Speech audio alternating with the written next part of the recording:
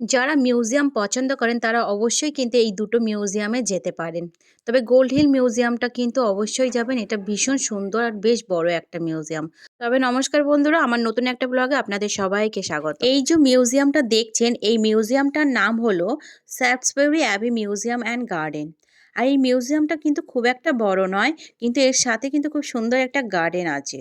আর এই মিউজিয়ামটা কিন্তু অনেক বছরের পুরনো একটা মিউজিয়াম। চলুন এবার এই মিউজিয়ামের ভেতরটা আপনাদের একটু ঘুরিয়ে দেখাই। তো এই মিউজিয়ামটা যখন আমরা ঘুরে দেখছিলাম, তখন এই মিউজিয়ামে যারা কাজ করেন তারা বলছিলেন যে এখানে নাকি অনেক বছর আগে নানান ধরনের প্রচুর গাছপালা ছিল, যেগুলো দিয়ে নাকি নানান ধরনের মেডিসিন তৈরি করা হতো। এমনকি এখনো কিছু মূল্যবান এরকম গাছপালা রয়েছে যেগুলো থেকে নাকি মেডিসিন তৈরি করা হয়। তাই জন্য ওরা গার্ডেনটাকে এখনো খুব সুন্দরভাবে মেনটেন করার চেষ্টা করে। তো এই গার্ডেনটার সাথে কিন্তু একটা বেশ ছোট্ট একটা মিউজিয়াম রয়েছে।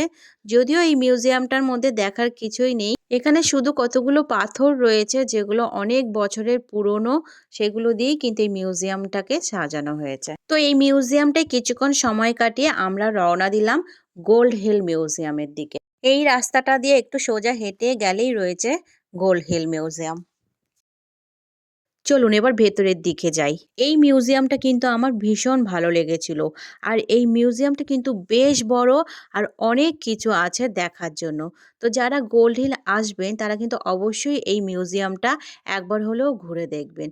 তো যারা মিউজিয়াম ঘুরতে পছন্দ করেন তাদের কিন্তু এই মিউজিয়ামটা ভীষণ ভালো লাগবে। এই মিউজিয়ামটার একটা জিনিস কিন্তু আমার ভীষণ ভালো লেগেছিল। এই মিউজিয়ামটার ভেতরে বেশ ছোট, ছোট প্রচুর রুম ছিল।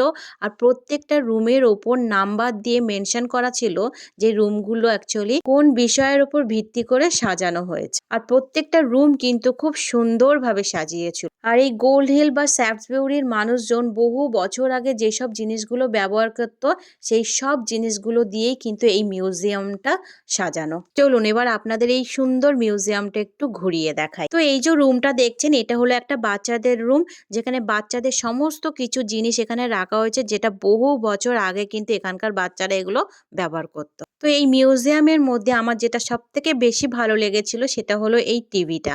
আগেকার দিনে মানুষ কিন্তু এই ধরনের টিভি ইউজ করত।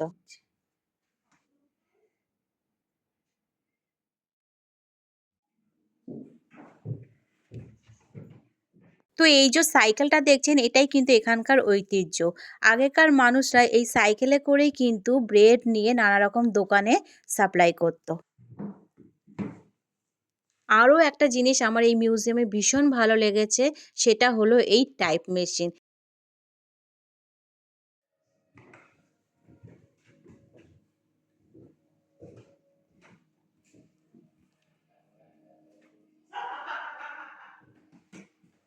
তো এই যে মেশিনটা দেখছেন, এটা দিয়ে কিন্তু বহু বছর আগে চিজ তৈরি করা হতো। আর এখানে রয়েছে প্রচুর বোতামের কালেকশন, যেগুলো বহু বছরকার পুরনো।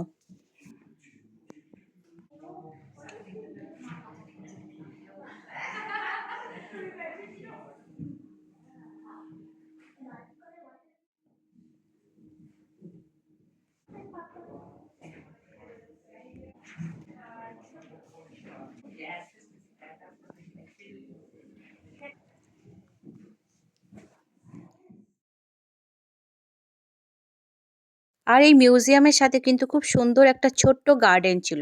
চলুন এবার আপনাদের এই গার্ডেনটা একটু দেখাই। তো আমার এই আজকের ভিডিওটা আপনাদের কেমন লাগলো অবশ্যই কমেন্ট করে জানাবেন। ভালো লাগলে লাইক ও শেয়ার করে দেবেন। আর এরকম নতুন নতুন ভ্রমণ আর রান্নার ভিডিও পেতে আমার চ্যানেলটিকে সাবস্ক্রাইব করে দেবেন। তো আজকের মতন টাটা।